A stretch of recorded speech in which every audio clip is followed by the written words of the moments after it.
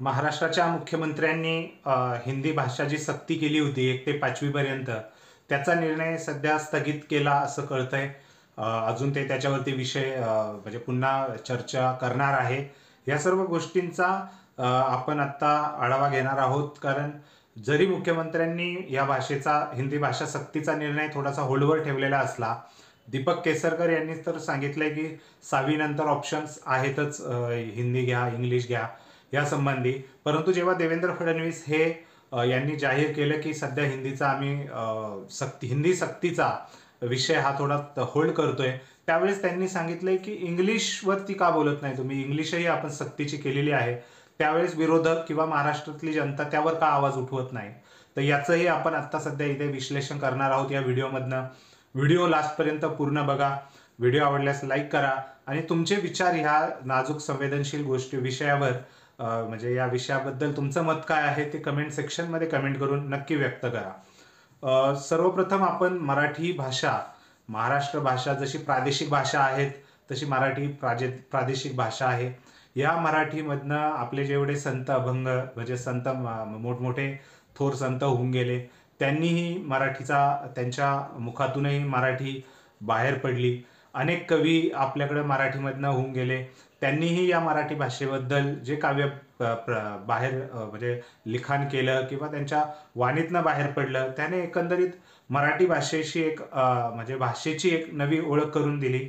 हे सर्व चालू असताना जर महाराष्ट्रात एखादा व्यक्ती जन्मला, तो 1ली ते 5वी जातोय, तर मराठी भाषा ही सक्ती करणं हे तेवढंच आवश्यक होतं आणि तसं सरकारने केलं, याबद्दल त्यांचं स्वागत आहे.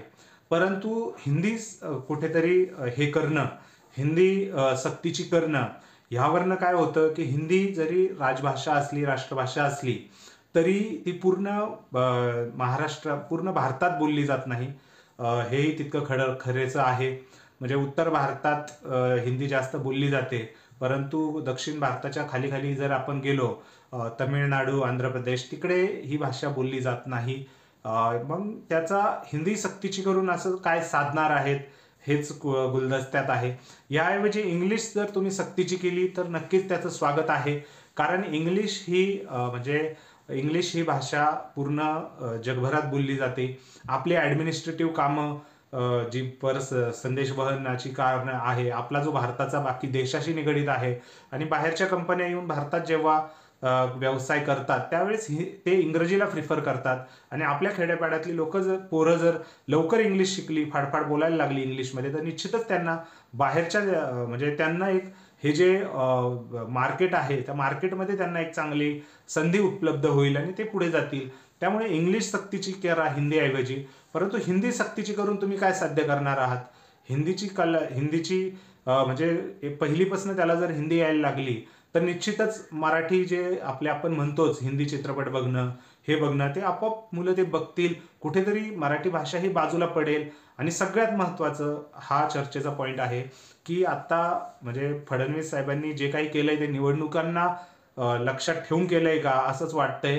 कारण महानगरपालिकेच्या आता निवडणुका येत आहेत आणि हिंदी सक्तीची करून मुंबईमध्ये जे हिंदी भाषिक लोक आहेत त्यांची मते वळवण्याचा कुठे प्रयत्न तर नाहीये ना, ही शंका येण्याची साहजिकच बाब आहे.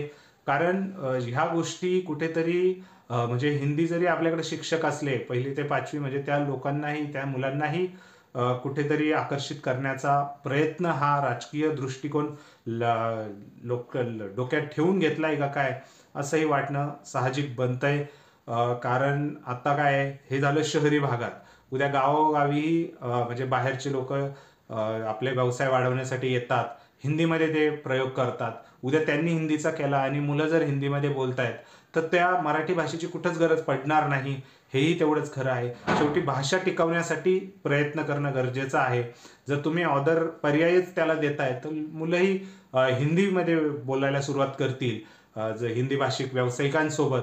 आणि त्यानंतर मराठी भाषा कुठे ना कुठे पुढे पिढ्या ना पिढ्या अजून थोडासा टाइम जाऊन लुप्त होईल. आजही तुम्ही मराठी शुद्ध भाषा आजही बोलली जात नाही. अनेक लोकांना म्हणजे माझ्यासारख्या यांनाही प्रश्न पडतो, मराठीत हा शब्द कसा आहे, मराठी शब्दाचा वाक्यप्रचार कसा आहे. सो कुठेतरी सरकारने हे ध्यानात घेतलं पाहिजे. हिंदी सक्ती न करता हिंदी सक्तीला जे विरोध करतायत राज ठाकरे, उद्धव ठाकरे, खरंच मानलं पाहिजे त्यांचे आभार. कारण सरकारने थोडं डोकं ठिकाण्यावर ठेवून विचार केला पाहिजे या सगळ्या गोष्टींचा. फक्त राजकारणात मतांसाठी जर तुम्ही हिंदी ही भाषा सक्तीची करणार असाल शाळेमध्ये शिकवण्यासाठी, तर निश्चितच तुमचा येणारा काळ हा वाईट ठरू शकतो. कारण मराठी भाषा टिकवणं हे जेवढं समाजाचं काम आहे तेवढंच तुमचंही काम आहे सरकार म्हणून. तर प्रेक्षकांनो, तुम्हाला काय वाटतं या सर्व गोष्टीबद्दल? आपली मतं कमेंट सेक्शनमध्ये कमेंट करून नक्की व्यक्त करा. भेटूया आपण पुढील व्हिडिओमध्ये. तोपर्यंत नमस्कार, धन्यवाद.